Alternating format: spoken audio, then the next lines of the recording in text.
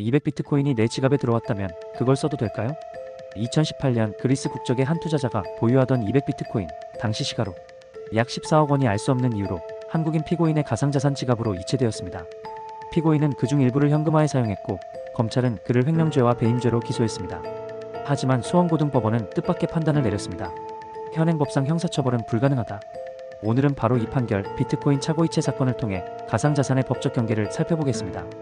피고인은 한국인으로 호흡이 거래소의 계정을 가지고 있었고 피해자는 그리스 국적의 투자자였습니다. 2018년 6월 20일 피해자의 지갑에서 피고인의 지갑으로 199.999 비트코인, 거의 200개가 실수로 이체됩니다.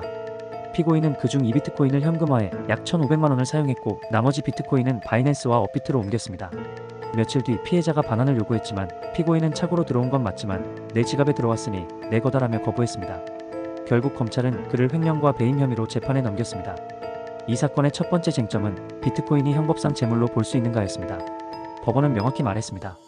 비트코인은 물리적 실체가 없는 디지털 정보일 뿐이다. 따라서 형법 제355조에서 말하는 재물, 즉 물리적 객체나 관리 가능한 동력에 해당하지 않는다는 것이죠. 결국 비트코인은 재물이 아니므로 횡령죄는 성립하지 않습니다. 두 번째 쟁점은 배임죄였습니다. 배임죄가 성립하려면 타인의 사물을 처리하는 자, 즉 신인관계가 있어야 합니다.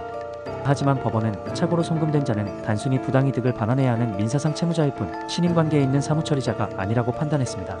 즉 배임죄도 성립하지 않는다는 결론이죠. 법원은 이렇게 덧붙였습니다. 착오 송금 판례를 가상자산에 그대로 적용할 수는 없다.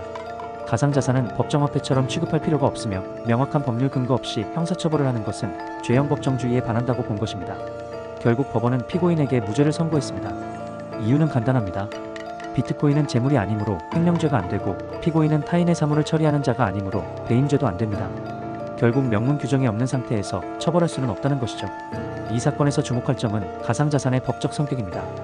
가상자산은 재물은 아니지만 재산상 이익에는 해당합니다. 따라서 사기죄의 대상은 될 수 있지만 횡령이나 배임의 대상은 될 수 없습니다.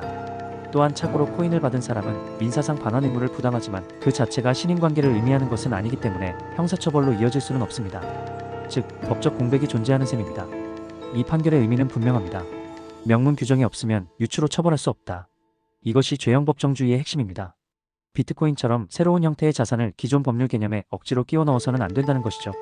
결국 피고인은 형법상 무죄를 선고받았지만 그렇다고 마음대로 써도 된다는 뜻은 아닙니다. 비트코인을 잘못 받았다면 형사 책임은 면하더라도 민사상 반환 의무는 여전히 존재합니다. 즉 돈을 돌려줘야 한다는 뜻입니다. 이 사건은 가상자산 시대의 법적 공백을 드러낸 상징적인 판결로 평가됩니다.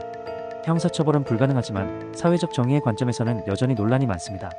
앞으로는 이런 사건에 대비해 가상자산의 차고이체나 부당이득에 관한 명확한 형사 규정의 신설이 필요하다는 지적이 많습니다. 마지막으로 기억해야 할 한 문장. 내 지갑에 모르는 비트코인이 들어왔다면 범죄는 아니지만 절대 쓰면 안 된다. 가상자산은 여전히 법이 따라가지 못하는 영역입니다.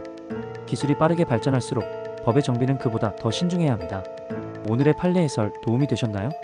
코인 가상자산을 가장 잘 아는 변호사 컨벤스 다해본 채널 구독과 좋아요는 법을 이해하는 가장 현명한 클릭입니다. 감사합니다.